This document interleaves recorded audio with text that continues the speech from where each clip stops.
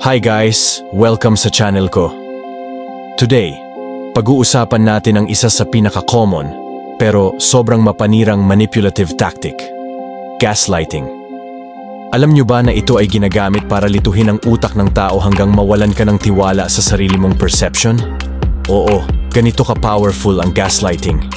Kaya kung curious ka kung ano ito, paano ginagawa, at paano mo ito malalabanan, panoorin mo to hanggang dulo. So, ano nga ba ang gaslighting? Simple lang, ito yung tactic kung saan pinagdududa ka ng isang tao sa sarili mong perception, memory, o realidad. Parang kahit alam mo yung totoo, papaniwalain ka nila na mali ka, nag-iimbento ka, o hindi mo na kayang pagkatiwalaan ang sarili mo. Alam nyo ba, ang term na gaslighting ay galing sa isang lumang play noong 32 dekada na tinawag na Gaslight. Sa story, yung asawa ay sinasabihan ng lalaki na nag-i-imagine lang siya ng mga bagay para isipin niyang baliw siya. Ganun ang concept, pinapaisip nila sa'yo na ikaw ang may problema. Sounds creepy, di ba? Pero guess what? Nangyayari ito sa relationships, pamilya, trabaho, at kahit saan pa. Okay, paano mo malalaman kung ginagaslight ka? Heto ang mga common na signs. Una, lagi kang pinagdududa sa memory mo. Halimbawa, sasabihin mo, di ba sinabi mo dati na pupunta tayo sa event? Tapos sasabihin nila, ha? Kailan ko sinabi yon? Nag-iimbento ka na naman. Kahit sure na sure ka, mapapaisip ka pa rin kung mali ka ba talaga. Ikalawa, sinasabi nilang overreacting ka. Kunwari, may reklamo ka sa ginagawa nila. Ang sagot nila, grabe, ang OA mo naman. Ang liit na bagay, pinapalaki mo. Ikaw naman, mapapaisip ka kung sobra ka nga ba talaga. Ikatlo, binabaliktad nila ang usapan. Kapag may issue kang binanggit, parang magic na ikaw na ang mali. Kunwari, sasabihin mo, bakit hindi mo ako tinext nung sinabi mong pauwi ka na? Sagot nila, bakit hindi mo na lang ako tinext kung concerned ka? Ikaw talaga, lagi mo akong sinisisi. Tapos, ikaw pa ang magsusorry. Pang-apat, pinaparamdam nila na baliw ka. Literal na sasabihin nila, ang weird mo talaga minsan, o kaya, baka naman may problema ka na mentally. Ginagawa nila ito para isipin mo na hindi mo na kayang pagkatiwalaan ang sarili mong isip. Ikalima, hindi sila umaamin kahit kita na ang ebidensya.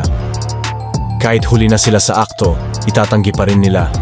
Parang tipong, hindi ko ginawa yan kahit na may CCTV ka pa. Ang goal nila ay pagdudahan mo ang sarili mo kaysa sa kanila. Ngayon, kung nararamdaman mo ang ilan sa mga signs na ito, baka ginagaslight ka na. Bakit nga ba ginagawa ng iba ang gaslighting? Simple, para makuha nila ang kontrol sa'yo. Heto ang mga reasons kung bakit. Una, para hindi mo sila pagsuspetsahan. Kapag pinagdudahan mo na sarili mo, mas madali silang makakilos ng walang resistance. Parang, di mo na sila question kasi feeling mo ikaw ang may mali. Pangalawa, para ikaw ang mag-adjust. Kapag naniwala ka na mali ka or overreacting, ikaw yung magbabago ng ugali mo. Samantalang sila, chill lang. Pangatlo, para manatili kang dependent. Kapag nawala ang tiwala mo sa sarili mong isip, magiging dependent ka sa kanila. Kasi feeling mo, sila lang ang may tamang sagot sa lahat. Pang-apat, para saktan ka ng hindi halata. Gaslighting is emotional abuse. Ginagawa ito ng mga toxic people para i-control ka habang sinisira ang confidence mo.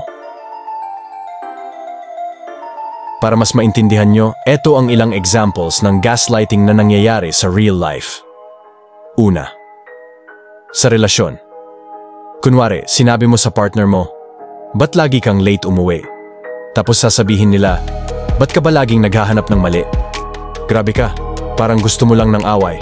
Ikaw tuloy ang mapapaisip kung masyado ka bang clingy. Pangalawa, sa pamilya.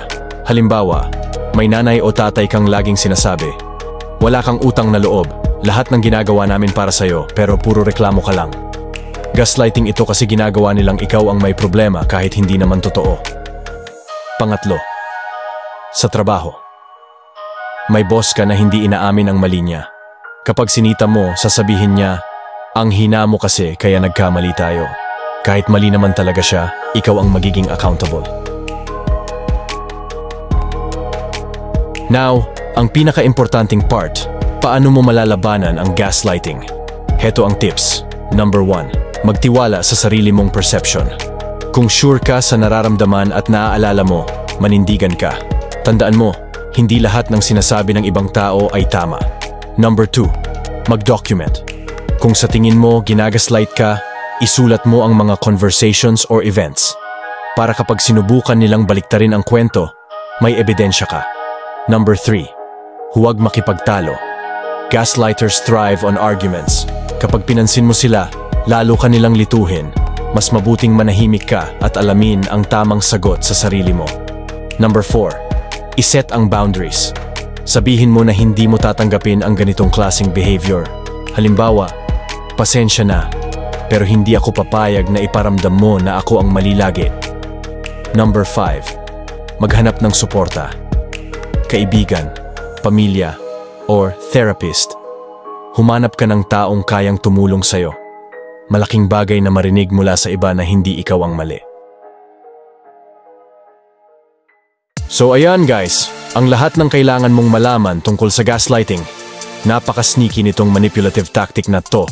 Kaya importanteng maging aware tayo at mag-set ng boundaries. Kung feeling mo na experience mo ito, tandaan mo, hindi ikaw ang problema. Kung nagustuhan mo ang video na to, please like, share, at subscribe. And kung may tanong o suggestion kayo for future topics, i-comment nyo lang sa baba. Salamat sa panonood at kita-kits ulit sa next video.